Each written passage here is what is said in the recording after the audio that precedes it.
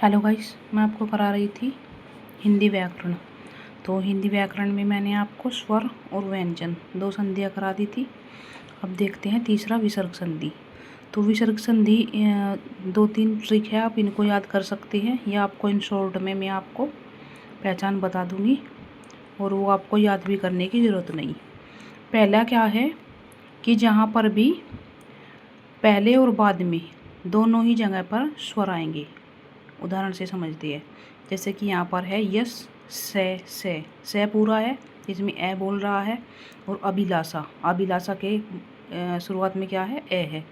तो इस ए और इस ए का क्या बन गया, और यहाँ पर क्योंकि यहाँ पर विसर्ग है, ये पहचान है मूल रूप से इसकी, तो इसका क्या बन गया, ये ओ बन जाता है।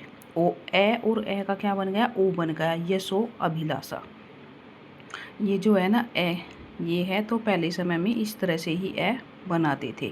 आपने ग्रंथ वगैरह देखे होंगे, भागवत वगैरह, उसमें ही ऐसे ए होता है।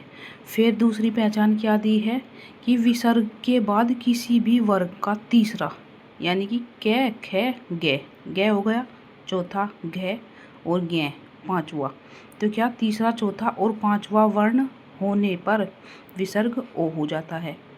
पहला ओ किस तरह होगा, जब दोनों जगह मतलब जब हम इसको डिवाइड करते हैं, यानी कि इसको प्लस जब हम इसको कहते हैं विग्रह करते हैं, तो विग्रह करने पर जो पहले वाला वहाँ पर भी पहले वाले शब्द में भी ए आएगा और लास्ट वाले में तो ओ हो जाएगा, और जो किसी भी वर्ग का तीसरा चौथा और पांचवा अक्षर होगा पहले वाले में, ठीक है।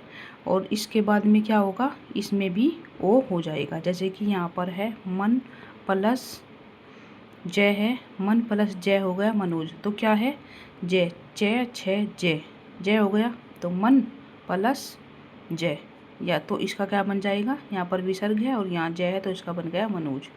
जैसे कि यहाँ पर है पे प्लस दे, तो पे दे किसका है, मैं वर्ग का है ना दे, तो यहाँ पर क्या बना, पयोद बन गया।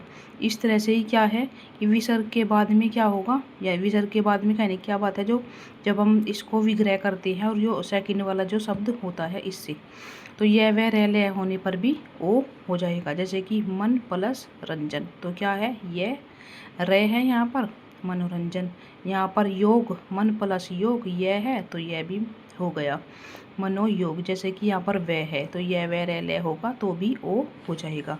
फिर इसके बाद क्या कहा है कि विसर्गों के बाद कोई भी स्वर होने पर क्या हो जाएगा, रे हो जाएगा, कोई भी स्वर हो विसर्गों के बाद। जैसे कि दु उपयोग, दू हो गया, विसर्ग हो गए, और यहाँ पर क्या होगा, ये हो गया, जब हमने इसका विग्रह किया यहाँ पर क्या हो गया, ये स्वर हो गया, और यहाँ पर भी आ, ये स्वर हो गया विसर्ग के बाद स्वर, तो यहाँ पर क्या हो गया, दु उपयोग दुरुपयोग, नी आकार निराकार, ठीक है। इस तरह से यहाँ पर है दु आशा, यहाँ पर भी ये स्वर है, यहाँ पर भी ये स्वर है, इस तरह से।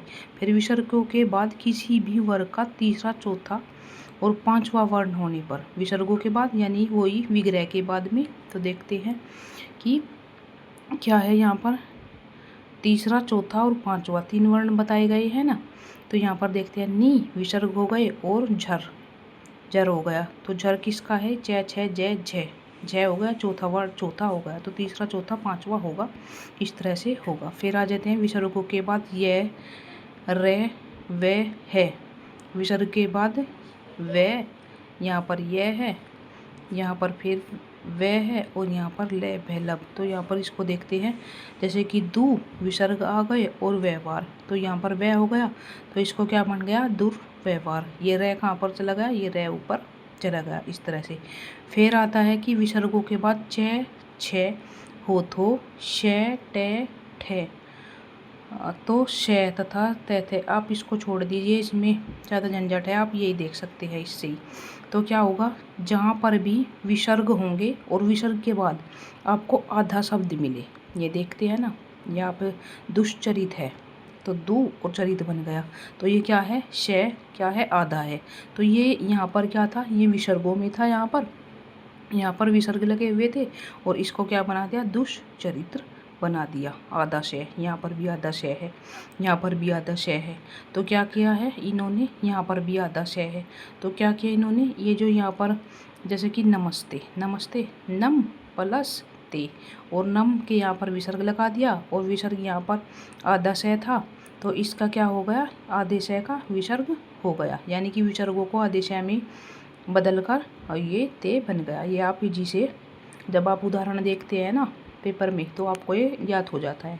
अब सारी की सारी ट्रिक तो याद नहीं की जाती। यहाँ पर आधा शय है, यहाँ पर भी है, आधा शय है, यहाँ पर भी है, तो ये आपको उदाहरण देखते हैं वहाँ पर आपको याद ये आ जाएगा। जैसे कि यहाँ है नी तथा दु के बाद कैक है या पैफ है हो तो विसर्ग को शय हो जाता है, कैक है पैफ है। यहाँ भी आप ये छोटी सी याद रख सकते हैं कि निष्कपट, तो क्या हो गया नी और इसका बन गया शय, आधा शय हो गया, तो यहाँ पर भी विग्रह में क्या हो गया नी और विसर्ग हो गया। इस तरह से आप इनको देख सकते हैं, क्योंकि जितने भी फॉर्मूले आप याद रखेंगे तो इतने फॉर्मूले याद नहीं रहते। यहाँ पर भी देख सकते हैं आप दुशासन, तो आधा शय है तो दुशासन, यहाँ पर भी हो गया, विसर्गों का क्या हो गया आधा शय हो गया। और इसके बाद यदि विसर्ग से पहले ए और बाद में आ के अतिरिक्त कोई स्वर हो तो विसर्ग लोप हो जाते हैं। और मतलब इसी तरह बताया जैसे अतएव, क्या बताया गया है कि कोई स्वर हो तो क्या होगा, विसर्गों का लोप हो जाएगा और जो का तो शब्द ये बन जाएगा, अतएव बन गया। जैसे कि तथएव, तो क्या बन गया, ये मात्रा चली गई, तथैव बन गया। इस तरह से विसर्गों का लोप हो गया और यहाँ पर ये शब्द बन गया। इसी से ये मैंने आपको करा ही दिया है, ये कुछ एग्जाम्पल है। और गाइस इसके बाद मैं आपको कराने वाली हूँ इनके इम्पोर्टेंट MCQ, और अगर कोई और टॉपिक हिंदी व्याकरण का रह गया है तो आप वो मुझसे कमेंट करके ज़रूर बताना। और आपको मेरा वीडियो बनाने का तरीका कैसा लगता है, पढ़ाने का तरीका कैसा लगता है, वो भी आप कमेंट करके ज़रूर बताना, और टॉपिक जो रह गए हैं उनके बारे में बताना। Thank you guys.